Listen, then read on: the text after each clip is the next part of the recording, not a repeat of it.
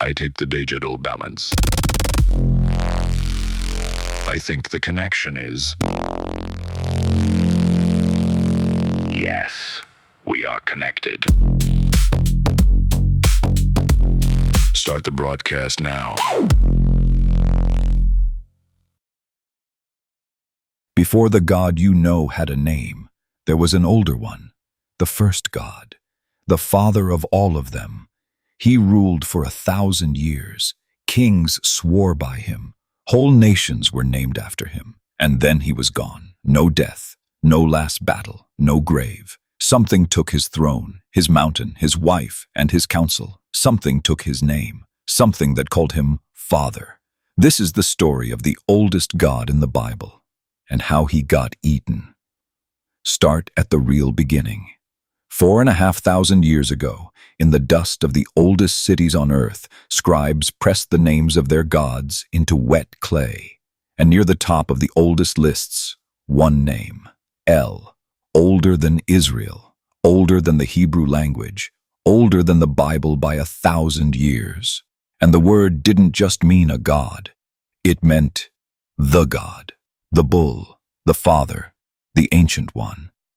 He sat at the source of the rivers, at the head of a council of 70 sons, and nothing in heaven moved without his word. For 1,000 years, across 100 cities, El was the most powerful name a man could speak. Understand the world he ruled. It was dry, it was dusty, it was brutal, and its gods were more brutal than the land. This was a family that settled things with blood. A storm son who murdered the sea to take the crown. A brother who went down the throat of death itself and clawed his way back. A virgin war goddess who waded through bodies until the blood reached her knees and called it a good day. That was El's house, and the wise old father at the head of it did the most brutal thing in the whole story. The Phoenicians told it plainly. El had one son he loved above all the rest, the only begotten, born to a bride of the land. And when war came and the country was dying, El dressed that son in royal robes, built an altar with his own hands, and cut his throat on it to buy his people one more season. The father of the gods put his own child on the stone. And here is the part that should put a chill in you. His people learned the lesson. When the danger was greatest, you gave up the one you loved most. That logic spread across the whole dusty world he fathered. It put a knife in a Moabite king's hand on a city wall. It filled the jars under Carthage with the ash of infants, and it stood, for one terrible moment, over a man named Abraham and a boy named Isaac, until a different voice, the story says, called the knife back. The only son on the altar started at the top. It started with El. At the height of his power, El did what kings do. He divided his kingdom. The oldest version of one famous passage says it straight. The Most High split humanity into nations and handed each nation to one of his sons, one God per people portioned out like land. And one of those sons, handed one small people in the hills as his inheritance, was a God named Yahweh. Sit with that. In the oldest reading of the text, the God of the Bible begins as one of El's sons, collecting his share of his father's estate. Now, the faithful have always read this differently, and you should hear it. To them, El was never a rival God at all. It was a title, a word for the one true God, the same God the fathers always knew, who later gave Moses the deeper name, one God, older names, no second throne. That reading is ancient, and it is honest, and the text itself will hand you both. Because the very next thing that happens is that the older manuscripts get edited. Watch what happens to El. He is not overthrown.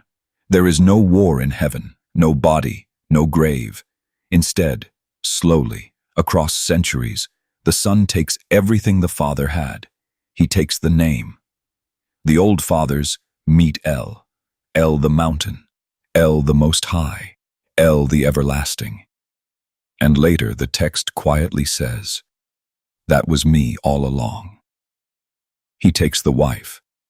El's queen, the mother of the gods, turns up beside the new god on desert pottery, then is scrubbed out. He takes the council, the mountain, the throne, the gray beard, and the title Father of Years. And those 70 sons? In the older line, the nations are split among the sons of God. In the edited line, the scribes change 3 letters, and now it reads, the sons of Israel. The other gods don't get killed. They get deleted.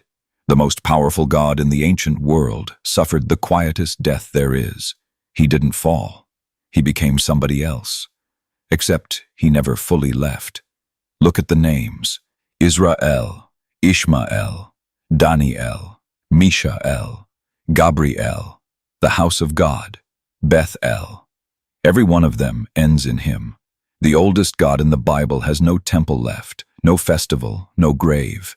He has something stranger. He has your tongue. Every time you say the name of the people, of the prophets, of the angels, you are saying his name. You just don't know it. So here is the question the dust won't answer. Was he eaten by his own son? Or was he always the same God, wearing an older face? The oldest book on earth gives you both, and it will not tell you which. He was old when the world was young. He fathered the gods, and he buried his son, and his children ate his throne. And he is still here, in every name that ends in him. The first God never died. He just stopped being noticed. This has been the Digital Madman. If you enjoyed this, please share it, subscribe, and smash the like button so we can get the algorithm to pick it up. Thank you, and I will speak with you